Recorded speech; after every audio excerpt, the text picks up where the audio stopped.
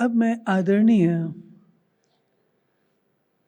राजयोगी Brahma Kumar bridge Mohan भाई से निवेदन करूंगी। आप हमारे ईश्वरीय विश्वविद्यालय के एडिशनल सेक्रेटरी जनरल हैं। ईश्वरीय विश्वविद्यालय से आपका 70 वर्षों से अधिक का संबंध है। इस सारे कार्यक्रम के पीछे आपकी प्रेरणा और आपकी योजना है, आपका विशेष उद्देश्य है। इसके पीछे निवेदन करूंगी कि आप अपने वक्तव्य को हम सबके सम्मुख रखेंगे। आदरणीय ब्रिज मोहन भाई। ओम शांति। महामहिम राष्ट्रपति जी और आज इस सभा में एकत्रित हुए बहनों और भाइयों, हम एक बहुत ही गंभीर विषय पर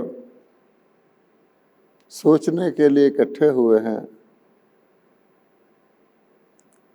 जिसका संबंध हम सबके जीवन से है और हमारे समाज के भविष्य से भी है। आप सोचिए कि आज हमने अपने हवा और पानी, जो हर प्राणी के जीने के लिए आवश्यक है, हवा और पानी को भी दूषित कर लिया है। और आप सोच सकते हैं कि जितने भी हम प्रयत्न और प्रयास कर रहे हैं, उसके बाद भी क्या होने वाला है? क्या आप समझते हैं कि हवा और पानी और दूषित होगा या स्वच्छ हो जाएगा? मैंने एक बिल्कुल साधारण सा उदाहरण दिया है। तो इसलिए बहुत चिंता का विषय है। अब प्रश्न पैदा होता है कि इसका आखिरकार सचमुच कोई प्रैक्टिकल सॉल्यूशन है? और जैसे आज का विषय है वो है आध्यात्मिक सशक्तिकरण। लेकिन आध्यात्मिक सशक्तिकरण होता क्या है? तो इस बारे में हमारे देश में सारे विश्व का सबसे श्रेष्ठ ग्रंथ श्रीमद् भगवद गीता है। उसके अंदर ही इसका उपाय है। उसमें बताया गया है कि कैसे आखिरकार इसका हल होगा, नहीं तो ये और ज़्यादा प्रदूषण बढ़ता जाए। आप सोचिए, एक संसारिक पिता भी अपनी संतान का अच्छा ही सोचता है, और जो हमारे आत्माओं के परमपिता हैं परमात्मा, वो तो हम सब आत्माओं का कल्याण ही सोचते हैं। तो जब उन्होंने हमारे लिए ये नई दुनिया रची, तो आप सोचिए कैसी रची होगी। वो तो सर्वशक्तिवान भी हैं, सुख के सागर भी हैं, शांति के सागर भी हैं। तो अवश्य ही उन्होंने हमारे लिए वो दुनिया रची जिसको आज भी हम याद करते हैं, जिसको हम स्वर्ग कहते हैं, वैकुंठ कहते हैं, जन्नत कहते हैं, पैराडाइज कहते हैं, हेवन कहते हैं। और कुछ ना कुछ उसके यादगार हमारे देश के मंदिरों में देवी देवताओं के रूप में है। कोई भी व्यक्ति जब मंदिर के आगे से गुजरता है तो झुक करके नमस्कार करके जाता है।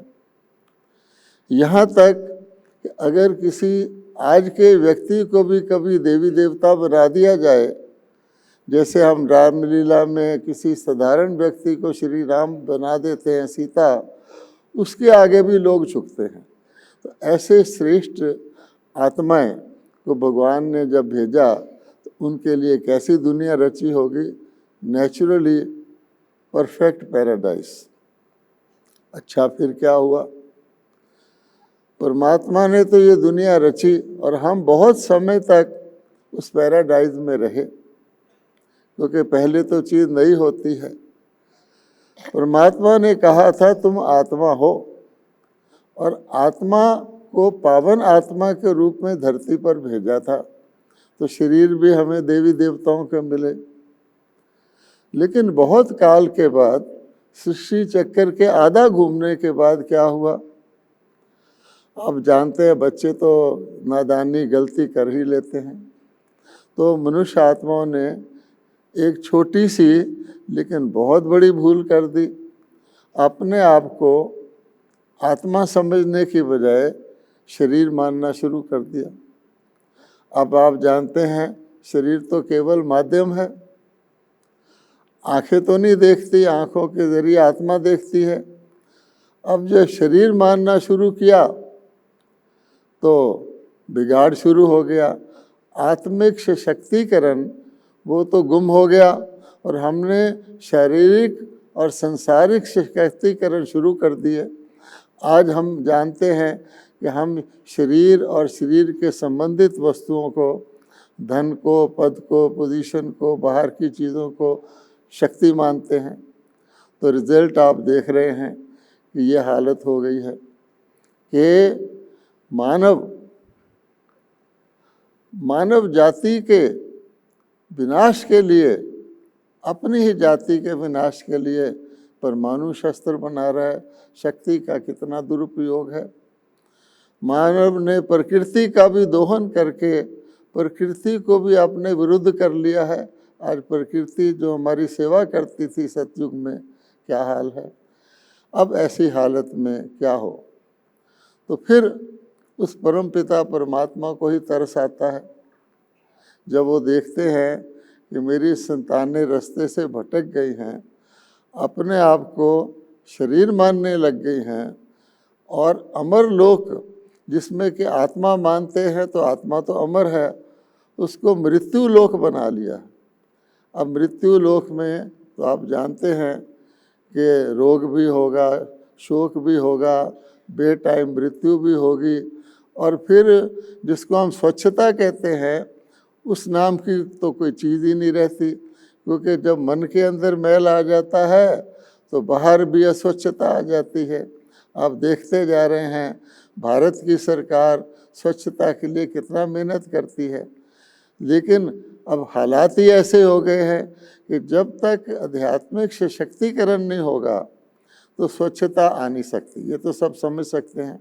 डे बाय डे अस्वच्छता बढ़ती जा रही है और उसके कारण रोग शोक, अकाल मृत्यु भी बढ़ता जा रहा है। तो परमात्मा ने गीता के अंदर इसका एक नुस्खा फार्मूला दिया हुआ है।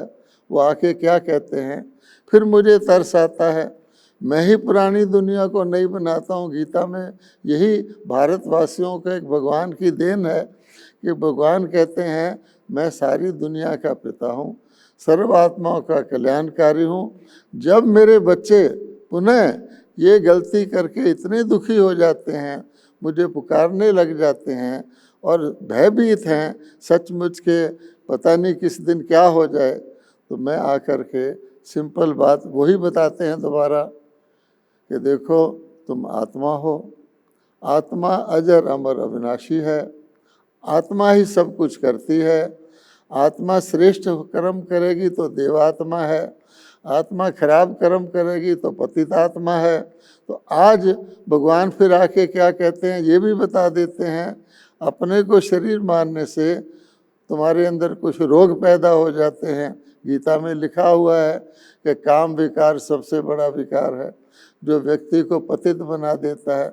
और कुछ ना सही तो आप देखिए पॉपुलेशन इतनी बढ़ रही है कि अस्वच्छता और आगे बढ़ेगी।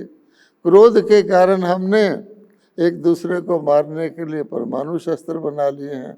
लोभ के कारण आज कोई भी चीज़ हमें अच्छी साफ और पावन पवित्र नहीं मिलती, तो भगवान ने कहा है गीता में, काम क्रोध लोभ नरक के द्वार हैं। इसको उठाने के लिए परमात्मा पुनः आकर के कहते हैं आत्मिक सशक्तिकरण करो।